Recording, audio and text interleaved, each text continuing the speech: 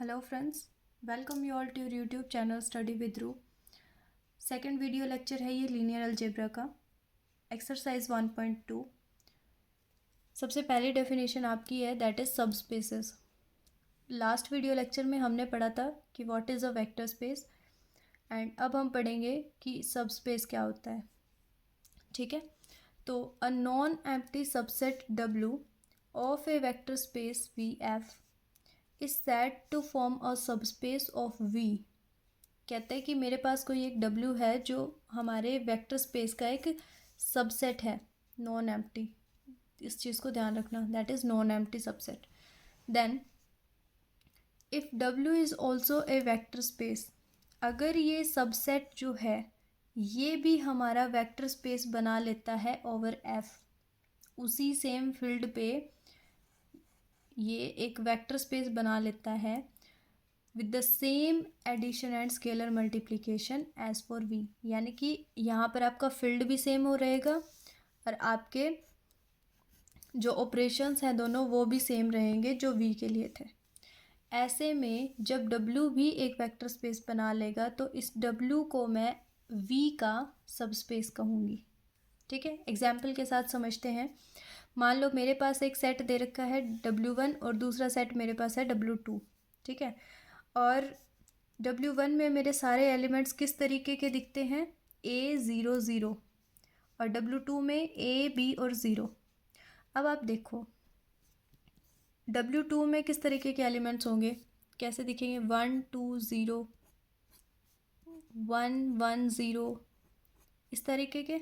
और W1 में किस तरीके के आएंगे, दैट इज़ 1 0 0 2 0 0 3 0 0 ट्रिपल 0, ये भी तो आएंगे ना, ये भी तो इसी में है। लास्ट 2 0 होनी चाहिए, ये तो कुछ भी हो सकता है, A X Y Z कुछ भी रियल में से। यहाँ पर A और B और ये किस में है, रियल नंबर्स में बात कर रहे हैं। बिलोंग इसने दे रखा है ना कि ये R से बिलोंग कर रहा है, तो रियल नंबर्स में से यहाँ पे कुछ भी हो सकता है। अब आप देखो कि A B और 0 का मतलब क्या हुआ कि अगर मैं ये लिखूँ कि 1 B, यहाँ पे 0 भी तो हो सकता है, 0 रियल ही तो है, तो ये भी किस में आएगा, W2 में आएगा।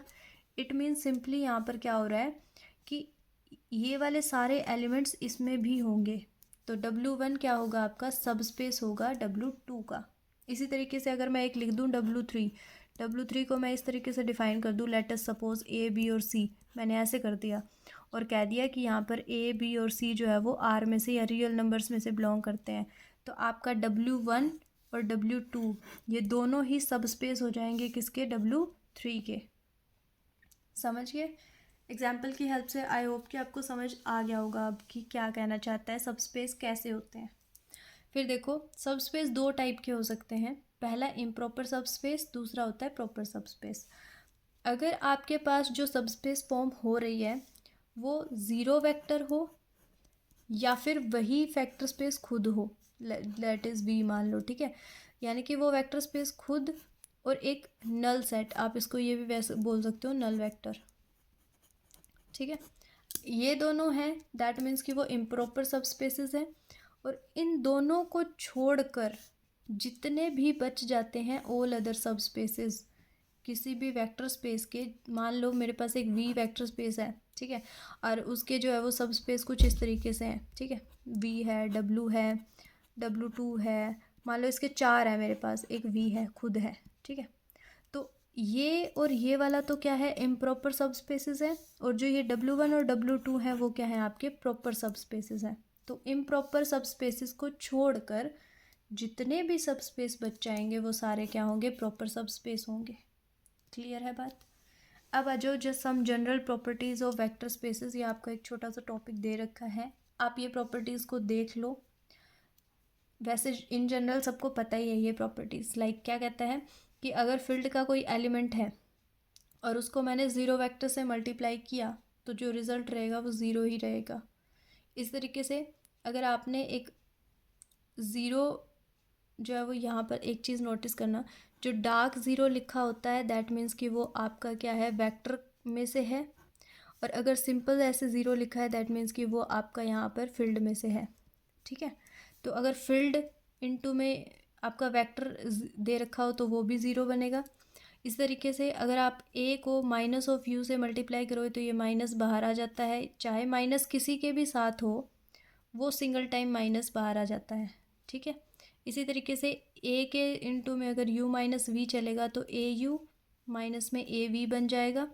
इस तरीके से a u को जब अगर a u is equal to zero है दैट इम्प्लाइज, अगर ये होता है दैट इम्प्लाइज कि या तो आपका a ज़ीरो होगा या फिर आपका u ज़ीरो होगा। क्लियर है। अब कहता है कि अगर मेरे पास a u is equal to b u given है और क्या कंडीशन दे रखी है कि आपका u ज़ीरो नहीं है।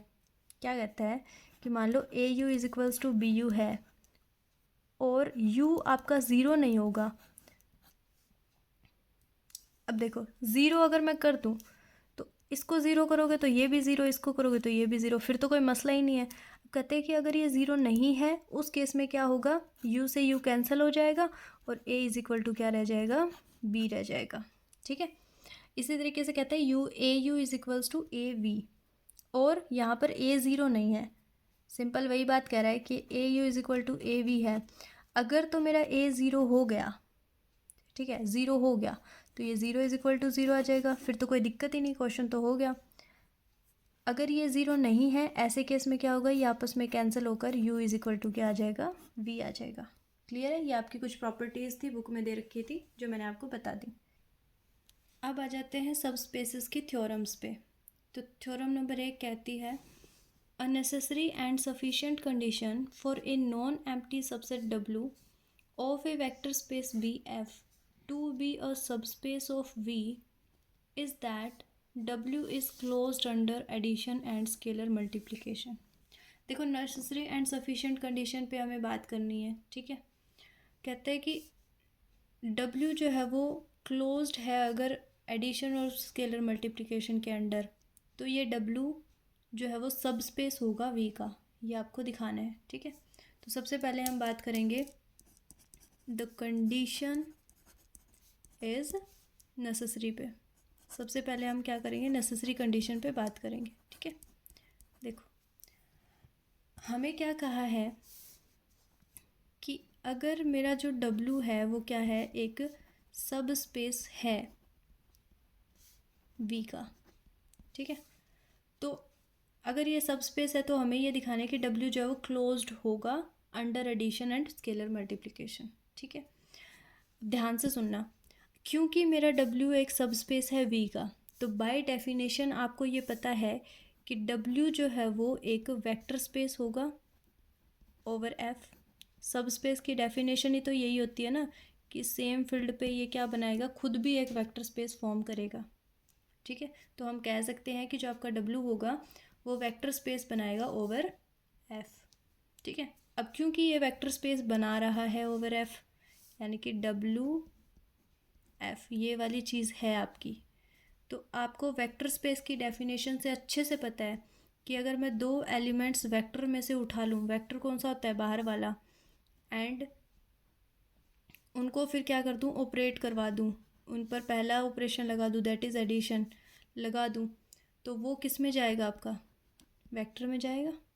समझ रहे हो क्या बोल रहे हैं आपको, दो वेक्टर के एलिमेंट्स उठाए उन पर ऑपरेशन लगाया तो वो भी किस में जाना चाहिए, वेक्टर में। एंड दूसरी कंडीशन में आपके पास क्या होगा कि मान लो अगर मैंने एक एलिमेंट u ले लिया मेरे वेक्टर में से और एक मैंने ले लिया a जो कि मैंने अपने फील्ड में से लिया है, दैट इज़ यहाँ पर क्या है, f है, ठीक है। दोनों में से एलिमेंट्स उठाए। अब क्योंकि ये एक वेक्टर स्पेस बनाता है दैट मीन्स कि आपका a u भी किस में जाएगा, w में जाएगा। अब ध्यान से देखो क्या हुआ, यहाँ पर दो एलिमेंट्स उठाए, उनको ऐड करने पर w में चला गया, एक एलिमेंट f का और एक एलिमेंट w का मल्टीप्लाई करने पे भी w में चला गया। तो यहाँ से आपको क्या पता चला कि this is closed under addition, ठीक है। और यहाँ से आप क्या बोलोगे, क्लोज्ड अंडर मल्टीप्लिकेशन। तो आपको यही तो दिखाना था कि अगर ये वेक्टर स्पेस है दैट मीन्स कि वो क्लोज्ड होगा। तो आपकी पहली जो क्या आएगी, कंडीशन इज़ नेसेसरी, वो आपने यहाँ पे दिखा दिया। अब आपको क्या शो करना है, द कंडीशन इज़ सफिशिएंट। अब हम सफिशिएंट कंडीशन पे बात करेंगे। इस बार हम क्या कहेंगे, इस बार हम क्लोज्ड लेके चलेंगे और लास्ट में उसको सब स्पेस शो करेंगे, ठीक है। तो हमने कहा कि let W be closed under addition and scalar multiplication. अब हमने कहा कि ये दोनों ही ऑपरेशंस पे जो है वो क्लोज्ड है, और अब हमें इसको क्या दिखाना है, सब स्पेस दिखाना है। अब देखो, किसी को भी सब स्पेस कब दिखा सकते हो आप, कब बोलोगे, जब वो वेक्टर स्पेस फॉर्म करेगा, ठीक है। तो बेसिकली अब आपको क्या करना है, W को जो है वो वेक्टर स्पेस ओवर F दिखाना है, और वेक्टर स्पेस दिखाने के लिए हमें क्या करना होता है, वो 8 प्रॉपर्टीज़ को शो करना होता है, ठीक है। एक एक करके अब हम वो करेंगे। पहले अगर मेरे पास U और V W में है, दैट इम्प्लाइज़ कि आपका जो U प्लस V होगा वो W में जाएगा। ये हम किससे लिख रहे हैं, क्लोज्ड अंडर, यहाँ पर रह गया एक एडिशन, ठीक है। तो क्लोज्ड अंडर एडिशन में ये वाली होगी first condition, and second condition क्या होगी आपकी, अगर मेरे पास एक U है जो W में से है और एक A है जो मेरा F में से है, देन या दैट इम्प्लाइज आपका AU जो है वो W में जाएगा। ये आप किससे लिख रहे हो, स्केलर मल्टीप्लिकेशन से। तो ये आपकी 2 कंडीशंस बन के रेडी होगी, ये कंडीशन नंबर 1, ये कंडीशन नंबर 2, ठीक है। चलो अब देखो, 1 जो होता है आपका वो क्या होता है, मल्टीप्लिकेटिव आइडेंटिटी होती है, सबको पता है 1 इज़ मल्टीप्लिकेटिव आइडेंटिटी। अब अगर ये मल्टीप्लिकेटिव आइडेंटिटी है, दैट मीन्स जो आपका 1 होगा वो फील्ड का एक एलिमेंट होगा, स्केलर का एक एलिमेंट होगा, ठीक है। और -1 भी उसी में लाई करेगा, मतलब अगर 1 मल्टीप्लिकेटिव आइडेंटिटी है तो -1 भी तो उसी फील्ड में जाएगा ना, क्योंकि वो फील्ड है। और फील्ड की प्रॉपर्टी होती है कि आपके पास अगर वो एलिमेंट एग्जिस्ट कर रहा है तो उसका नेगेटिव पार्ट भी एग्जिस्ट करेगा, क्योंकि आपका ये जो फील्ड है वो आप रियल का सेट ले रहे हो, ठीक है। ओके, तो यहाँ पर जब आप -1 को U से ऑपरेट करवा रहे हो, एक वेक्टर से ऑपरेट करवा रहे हो, तो आपका रिजल्ट क्या बन कर आएगा, -U बनेगा। देखो, ये एलिमेंट, एक एलिमेंट आपका किस में से उठाया आपने, फील्ड में से, एक एलिमेंट आपने उठाया वेक्टर में से, यानी एक वेक्टर का और एक फील्ड का, तो वो किससे बिलोंग करेगा, W से। या आपने किससे लिखा है, यूजिंग 2, सेकंड कंडीशन से। तो सेकंड कंडीशन क्या कहती है, एक एलिमेंट फील्ड का, एक एलिमेंट वेक्टर का, आपका W में चला जाएगा। तो -1 इंटू U क्या बनेगा, -U, ये भी आपका किस में चला जाएगा, W में। अब आप एक चीज़ ध्यान से देखो, -U आपका क्या होता है, अगर आपके पास कोई एक एलिमेंट है और उसका नेगेटिव साइन लगा के भी दूसरा एलिमेंट अगर उसी में जा रहा है, इट मीन्स यहाँ पर -U क्या है आपका, एडिटिव इन्वर्स है। तो -U is additive inverse of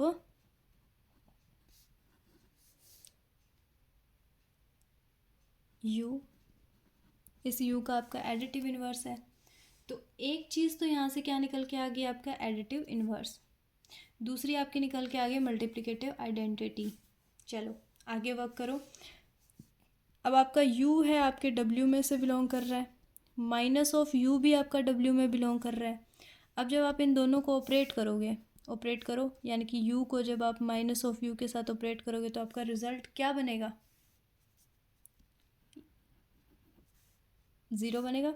अब U प्लस में -U, देखो 2 एलिमेंट्स जो W में से हैं, यानी कि एक U W में से है, ये भी W में से है, 2 एलिमेंट्स जो W में से हैं और उनको जब ऐड किया तो वो किस में होंगे, W में होंगे। तो ये किस में जाएगा, W में जाएगा। तो ये भी आपका किस में चला जाएगा, W में चला जाएगा। और ये आपका क्या होता है, ये आपकी क्या है, एडिटिव आइडेंटिटी। तो यहाँ से अब आपको क्या क्या चीज़ समझ आ गई, एक इसका आपका एडिटिव आइडेंटिटी निकल चुका है, एडिटिव इन्वर्स निकल चुका है। पहली 4 प्रॉपर्टी में से आपने 2 तो जो है वो दिखा दी हैं, क्लियर है। अब आगे देखो, आपके पास क्या है, 0 एलिमेंट है, वो आपका वेक्टर स्पेस में लाई करेगा।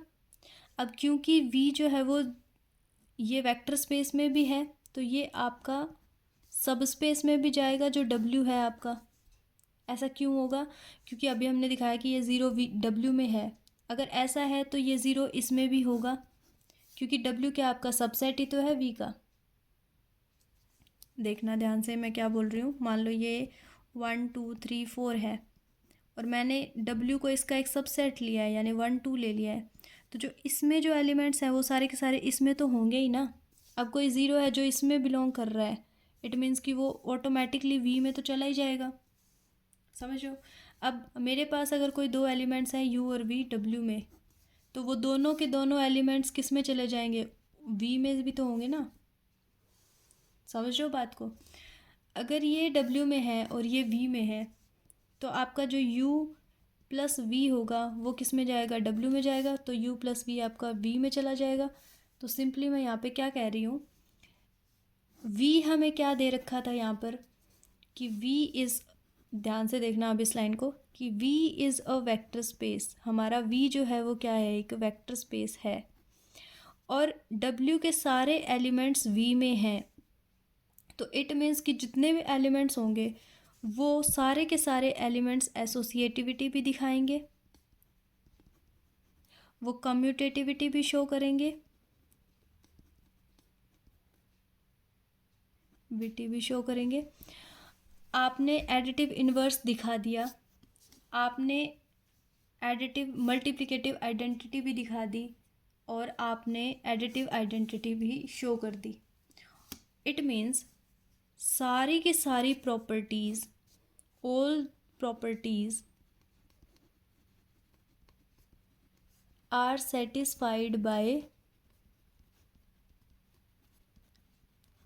v as this is a vector space, क्योंकि ये एक वेक्टर स्पेस है और क्योंकि जितने भी एलिमेंट्स इसके हैं वो इसमें भी आ रहे हैं, तो w भी ये सारी प्रॉपर्टीज़ को फॉलो करेगा। दैट मीन्स कि w is also a vector space over f।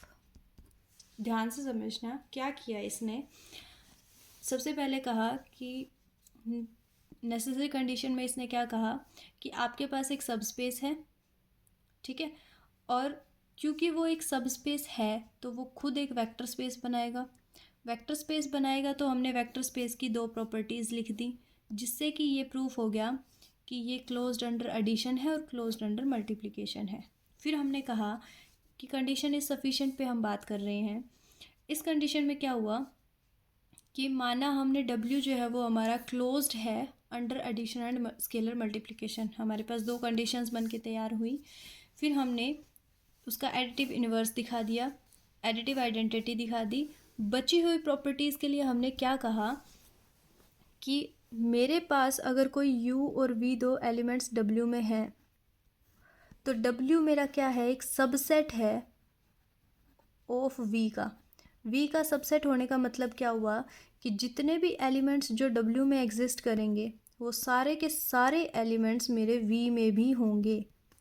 और v क्योंकि एक वेक्टर स्पेस है तो वो सारी प्रॉपर्टीज़ को फॉलो करेगा। अब अगर ये सारे एलिमेंट्स अगर वो प्रॉपर्टी को फॉलो करेंगे तो चाहे वो एलिमेंट्स v में रखो चाहे आप w में रखो, तो वो प्रॉपर्टीज़ तो शो कर रहे हैं।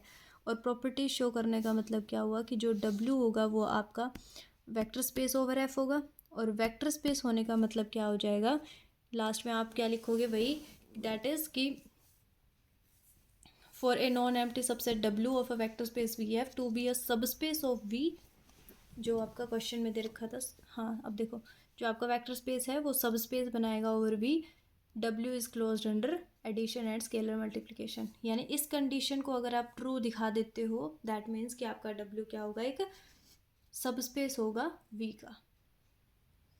नेक्स्ट थ्योरम है, ए non empty subset w of a vector space vf is a subspace of v if and only if au plus v belongs to w for each a belong to f and uv belongs to w। देखो question में कहता है कि अगर if and only if वाला case है तो वही आपको नेसेसरी और सफिशिएंट कंडीशन पे ही बात करनी है, ठीक है। तो सबसे पहले मैं बात कर देती हूँ कंडीशन इज़ नेसेसरी पे। तो द कंडीशन इज़ नेसेसरी, तो वही आप लिखो कि लेट, हमने कहा कि जो मेरा डब्लू है ना वो एक सब स्पेस है, ये हम एक पहले लेट करके चलेंगे। अगर वो सब स्पेस है तो ये वाली प्रॉपर्टी होनी चाहिए उसमें, ये हमें दिखाना है। अब क्योंकि डब्ल्यू जो है वो वी का एक सब स्पेस है, दस जो डब्ल्यू होगा वो क्या होगा, closed under addition and multiplication. ये आपको पता होगा क्योंकि आपने अभी जो लास्ट थ्योरम करी उसके अकॉर्डिंग क्या है कि अगर आपका डब्ल्यू वी का एक सब स्पेस है, दैट मीन्स कि डब्ल्यू जो है वो क्लोज्ड होगा under addition and scalar multiplication. दोनों प्रॉपर्टीज़ जो है वो क्लोज्ड रहेंगी इसकी मल्टीप्लिकेशन। ठीक है, अब देखो u और v दो एलिमेंट्स मैंने उठाए मेरे w में से, और क्या किया, एक एलिमेंट ले लिया a जो मेरा f में है। अब देखना u मेरा w में है और a मेरा f में है।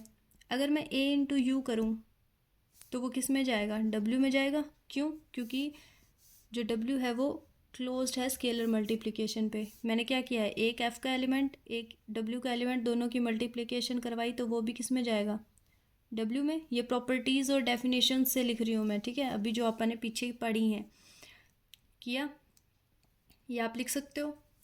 और अब क्या है, ए यू मेरा w में है और v भी मेरा किस में से एलिमेंट है, मेरा w का एक एलिमेंट है। और जब मैं इन दोनों को ऐड करूँगी तो वो भी मेरा किस में जाएगा, w में जाएगा। तो यही तो दिखाना था, जो आपका ए यू प्लस वी जो बनेगा वो भी आपका किस में जाना चाहिए, w में जाना चाहिए। बात क्लियर हुई, कुछ नहीं किया, सिर्फ लिखा है इस बात को। कैसे, ए मैंने एफ में से उठाया, दो एलिमेंट्स डब्ल्यू के उठाए, जो इस यहाँ पे लिखा है। पहले आप ए यू ले लो, उसको डब्ल्यू में दिखाओ, फिर वी एलिमेंट भी डब्ल्यू में से लेकर क्लोज्ड अंडर एडिशन वाली प्रॉपर्टी के थ्रू आप ये लिख दो। बात क्लियर हो गई।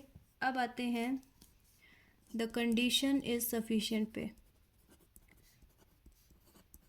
The condition is sufficient, sufficient condition का मतलब क्या हुआ, यहाँ पर आप नोटिस करना कि सफिशिएंट होने का मतलब ये हो जाता है कि जो आपको ये दे रखा है ना कि मैं अगर इतना प्रूफ कर दूँ, कि मैंने अगर इतना दिखा दिया ना, तो वो काफ़ी होगा।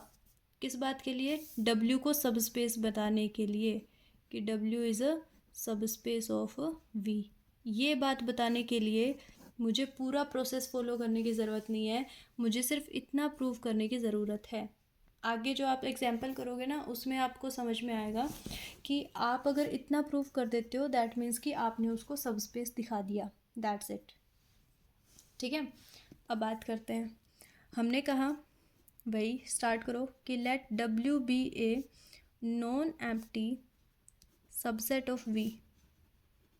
हमने एक V का एक सबसेट ले लिया W को, ठीक है, सच दैट वो ये वाली कंडीशन को फॉलो कर रहा है। कौन सी, that is a U plus V belongs to W। यहाँ पर जो आपका A है वो फील्ड का एक एलिमेंट है और जो आपके U और V है वो W के एलिमेंट है। ठीक है, देन अब वही आपको जो आपने पिछली थ्योरम में किया था ना वही काम आपको इसमें करना है। अब सब स्पेस दिखाने के लिए वो खुद में एक वेक्टर स्पेस बनाना चाहिए, यानी कि W एक वेक्टर स्पेस बनना चाहिए। वेक्टर स्पेस बनने के लिए उसको वही 8 प्रॉपर्टीज़ को फॉलो करना ज़रूरी है। तो स्टार्ट करो। सबसे पहले पे हम क्या बात करेंगे कि 1 जो है वो हमारा फील्ड का एक एलिमेंट होगा। ठीक है, दैट इम्प्लाइज -1 भी आपका फील्ड में जाएगा। ये 1 अगर इसमें है तो ये -1 इसमें है, ये किस वजह से हो रहा है, क्योंकि F इज़ अ फील्ड और ये फील्ड की प्रॉपर्टीज़ हैं, ग्रुप्स एंड रिंग्स में आपने पढ़ी होंगी। ठीक है, अब हमने क्या कहा, मैंने जो है वो U, V और W तीन एलिमेंट्स उठाए सच दैट कि V, U और W तीनों ही इक्वल हैं। ठीक है, जहाँ पर W जो है वो आपका W में से ही है, यानी कि आपके वेक्टर स्पेस में से ही ये लाई कर रहे हैं। और A जो है वो हमने लिया -1। यहाँ पे ये क्या कह रहा है, बेसिकली एक मैंने लिया है फील्ड का एलिमेंट दैट इज़ -1 और दूसरा हमने ये एलिमेंट लिया है जो कि आपका वेक्टर का एक एलिमेंट है, ठीक है। अब आपने क्या किया, इस -1 को एक W से ऑपरेट करवाया, ठीक है। तो वो किस में जाएगा, आपका W में जाएगा। देखो, एक एलिमेंट फील्ड का, दूसरा वेक्टर का, दोनों को ऑपरेट किया तो रिज़ल्ट जो बनेगा वो भी किस में जाएगा, वेक्टर में जाएगा। और उसके बाद मैंने एक और एलिमेंट उठाया जो कि मेरा वेक्टर में से था। अब इन दोनों को ऑपरेट करवा दिया, इसको जब रिज़ल्ट बनेगा वो क्या बनेगा, -W। इसको मैं ऑपरेट करवाऊँगी इससे, तो ये किस में जाना चाहिए, W में। इनका रिज़ल्ट क्या बनेगा, ये किस में जाएगा, W में। अब यहाँ से आपको समझ में आ गया होगा, ये आपका क्या निकल गया यहाँ से, 0 एलिमेंट जो किस में बिलोंग कर गया है, W में। और एक आपके पास क्या निकल गया है, -W। -W आपका क्या होता है, एडिटिव इनवर्स। और ये आपकी क्या हो गई, एडिटिव आइडेंटिटी। तो आइडेंटिटी भी आ गया है और इनवर्स भी आ गया है, ठीक है। दूसरी कंडीशन में देखो, मैंने कहा कि मेरे पास एक A है जो F में से बिलोंग करता है। फिर मैंने कहा कि मेरे पास एक U है जो मैंने W में से उठाया है। अब मैंने इस एक V लिया जिसकी वैल्यू क्या है, 0 है, ठीक है। अब कंडीशन क्या थी हमारी, जो हमने मान के चल रहे थे, या जो कंडीशन हमने क्वेश्चन में गिवन थी, दैट इज़ कि AU + V इज बिलोंग करेगा W से। यानी कि AU + V जो है वो किस में जाएगा, W में जाएगा। तो यहाँ पर आपका A और U तो ये है ही, और V को हमने क्या लेट कर लिया है, 0 लेट कर लिया है। तो ये किस में जाएगा, आपका W में जाएगा।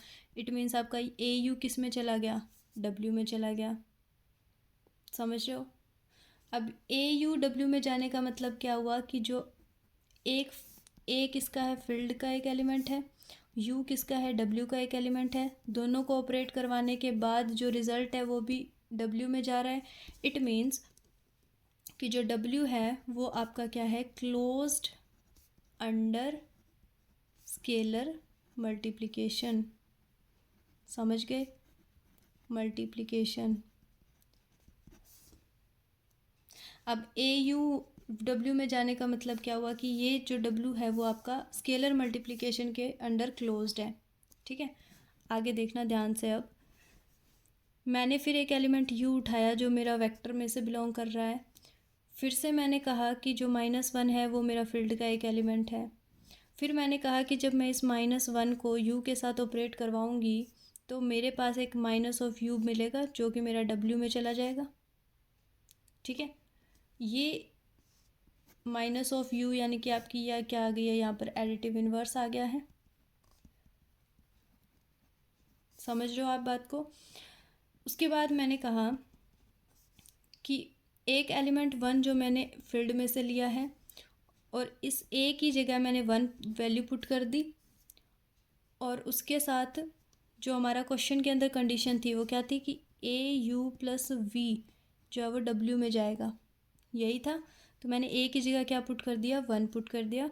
फिर यहाँ पर U आ गया, फिर प्लस में यहाँ पर V आ गया, वो W में चला गया। तो यहाँ से आप क्या लिख सकते हो कि U + V belongs to W।